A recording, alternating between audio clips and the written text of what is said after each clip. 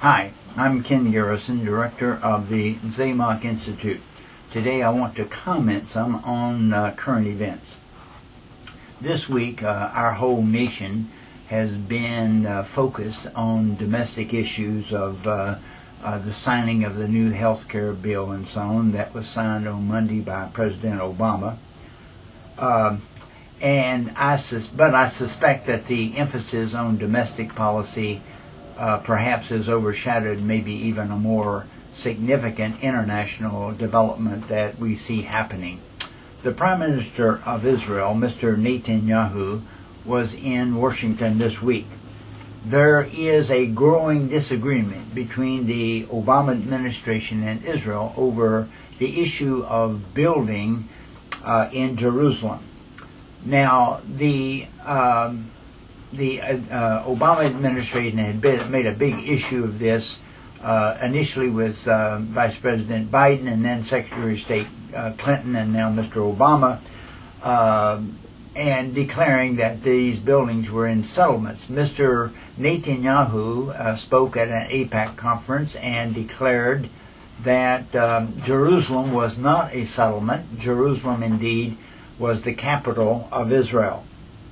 Now, the Prime Minister had agreed previously, because of pressure from the Obama administration, to a 10-month freeze on building in Judea and Samaria, but that never included Jerusalem. In fact, no Prime Minister in history has agreed to freeze building or control or limit building in Jerusalem. This conflict that seems to be growing from week to week has been manufactured by the Obama administration. It has no real basis. It's false, but it's been growing and continues to do so. Now, the real question that we want to investigate is why? Why is this happening? One of my favorite columnists is Charles Krauthammer, who writes for the Washington Post. Mr. Krauthammer believes that the president is acting, in his words, to heal the breach between Christianity and Islam.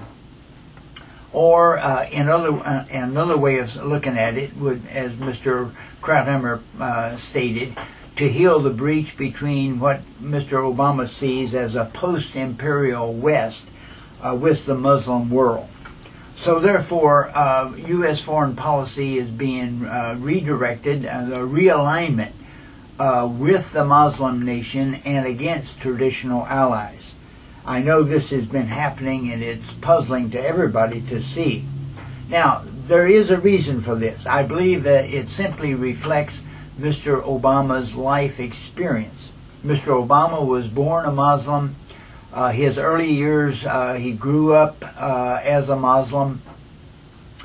Supposedly, somewhere along the line, he converted to Christianity.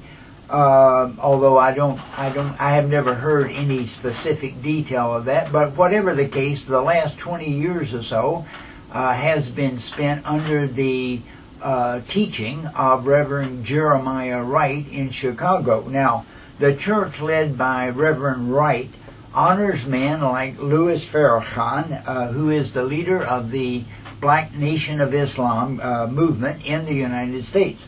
So, Mr. Obama's life experience tells us that he has maintained one foot in Islam and the other in militant black Christianity. And militant black Christianity is not very far removed from militant Islam. Now, one characteristic that Mr. Obama exhibits that is typical of Islam is hatred of Israel. This has been evident since he assumed the office of president and was, I guess, first boldly manifested in his speech to Cairo to the Muslim nation last year. However, recently, that hatred seems to have escalated. Now, let's ask ourselves the question, what are the implications of this developing situation? Now, to answer that, we have to consider Bible prophecy. Now, one of the most disturbing pictures portrayed in Bible prophecy is the prediction that in the end time that all of the nations of the earth will be join forces in its attack of Israel. We read this particularly in the prophets Joel chapter 3, Zechariah chapter 12, but also in the book of Revelation we have the same picture, and specifically in Revelation 9:16, John sees a 200 million man army coming up to attack Israel. Now, in the past, so-called prophecy experts have told us that this army had to be a Chinese army because only the nation of China would be able to man such an army. But I want to submit to you that there's another alternative to China, and I believe a much more believable alternative, and that is the army of a combined Muslim nation.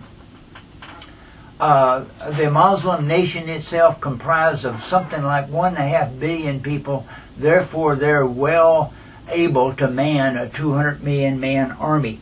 They also have both the resources and the motivation to lead the predicted assault on Israel. Indeed, they make that proclamation daily. Now, one question then that has always troubled me greatly is how could the United States participate in such an attack on Israel? Yet, the Bible is very specific, always declaring that all of the nations will come up against Israel. Now, with Mr. Obama serving as Commander-in-Chief of the U.S. military, it seems apparent to me how this could happen. Now, the boldest support for Israel today in the United States comes from evangelical Christians, Bible-believing Christians, people who really, truly know God, trust Jesus, and live according to the Scriptures.